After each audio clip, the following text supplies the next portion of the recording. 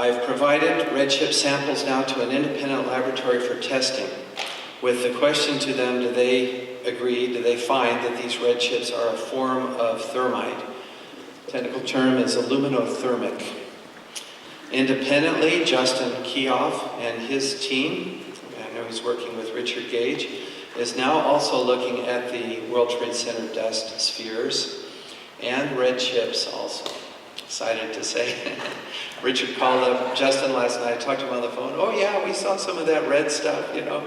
He said, we tried it in a Raman spectrograph system analysis. And he said, we hit it with a laser. Now this stuff is behaving like thermite, folks.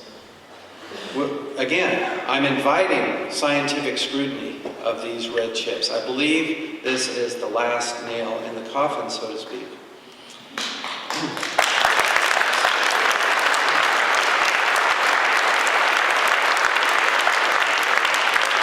So, I don't hesitate at all. I invite laboratories and scientists around the world, not just the United States, to examine the redshifts and the microspheres in the World Trade Center dust. Entertain all hypotheses, please. If you find some other explanation for these spheres, I would sure like to know about it.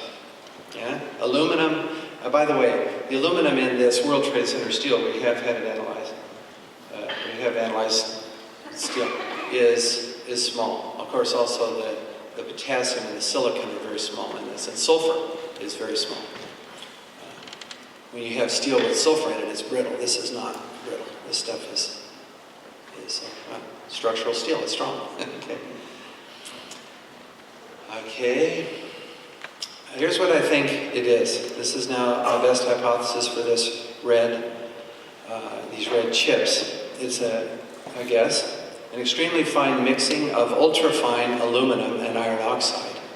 This is a photograph enhanced from a paper that came out of Lawrence Livermore National Laboratory, in which they combine ultrafine aluminum and iron oxide in a gel, a salt gel. When you do this and touch it off, this is a photograph again from this website and this paper, it explodes. This form of thermite is explosive. It's not just an incendiary that melts, it explodes. And the reason is because the very fine particles of aluminum and iron oxide allow for a very rapid reaction. Gosh, it's so exciting as a scientist to see this coming together. Personally, I showed some of these data to a friend, and he said, wow, it's amazing how all these studies are linking together now, supporting the controlled demolition hypothesis, and now telling you what at least one of the explosives or cutter charges that was used. Remember that thermite cutter bursting out? That's what it looks like, that sort of thing. Okay, so anyway, but then he paused, and it's just exciting to see that come together, and then he paused and he said, it's exciting scientifically, but I am sad for my country. And he's right about that. I have strong feelings about that too, and about the survivors and the family members, you know, what they've gone through. Donna, Marshall Connor will be speaking later, and Ellen Mariani, good friends of mine, Bob McGovern, Bill Doyle, and so on. These people have lost family, they want answers, you know. And I'm seeking those answers for them and for all those that perished and who are perishing, frankly, in these 9/11 wars, which I consider to be terrible wars. Now let me point out for scientists, I hope I'm getting some interest built up among scientists, frankly. I mean, when scientists see things like this, they go, wow, I can study this. I know how to run a scanning electron microscope with EDS, no problem. You know, let me get some of that dust. I will send it to you. Or actually, I'll have the finders send it to you. If we get enough requests, we're going to have to start collecting up some of the dust that's still in New York. And we can do that. You say, well, it might be contaminated, but we can compare with these samples that were acquired within 20 minutes of the collapse. Here's an unusual sphere. Jump in, scientists. Look at this one. Zinc iron, sulfur, and oxygen. What an unusual situation. It would be interesting to explain that. Not too difficult in terms of thermite, by the way. Zinc nitrate is a good oxidizer. Here's another one. A barium-rich sphere. Look at the barium lines. These are X-ray lines. Very clearly barium present. Some of you may have read my paper. You'll know that barium nitrate is added to a patented form of thermite called thermate TH3, patented by the US military. I'm not saying that's what this came from necessarily, the military form, but it's a well-known oxidizer, barium nitrate. Now, I'm just down to the last couple slides.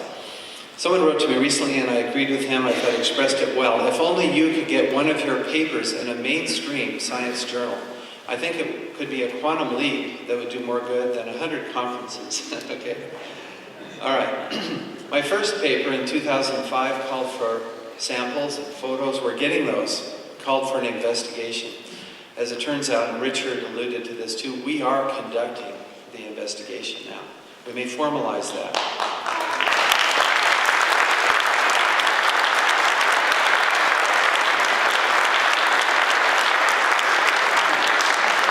Now, the result of this investigation, it's a scientific investigation at this stage, will be papers that should be publishable.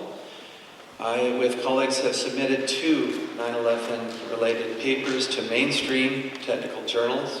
The first one deals with Newton's third law. I talked about that, as well as temperature considerations, which I talked about some today. There's, of course, a lot more detail in these papers. The second paper deals with the iron-rich microspheres. Working on a third paper, don't expect that too soon, on these red chips. Still a fair amount of work to do there, which again, I hope others will jump in. All of this, I think, is so important, and we're just nailing this down. One paper is currently, of these 2, is undergoing a rigorous peer review now in a major journal. The other paper, and this is my concluding slide, has already been accepted for publication. Thank you.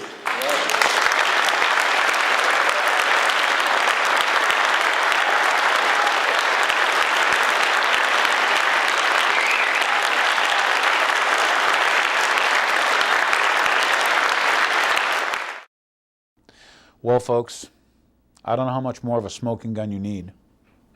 We know that the media is not going to tell you the truth. They've lied you into wars. They've lied to you constantly. I can only be here. I can only help inform you. I want to thank you for watching The Real Story. Make your own decisions. Do your own research. Do your own due diligence. They're right now crushing your dollar, your currency. They're doing it on purpose. This is hurting everyone. At the same time, they're taking away your right to free speech. Okay? Now you have what? Free speech zones? Hope you like your next protest, next time you're against something. Okay? Hope you like the barbed wire. Make you feel better, huh? And now that we have, internment camps, thank you very much, FEMA. Remember when FEMA did the fake news conference? How much will you put up with? Okay? You can't even trust what they're telling you. I'm the only one trying to tell you the truth, and guess what? You probably don't believe me, but that's okay, because in time, this is just a seed I'm planting. In time, you may get to the realization that, gosh, he was right. Enjoy the show. Thanks for watching. We'll see you next time. Right now we're looking at 4 principal samples of the World Trade Center dust. We all saw these huge dust clouds as the buildings came down. What's really important then is what's in the dust, because that tells us what happened during the collapse.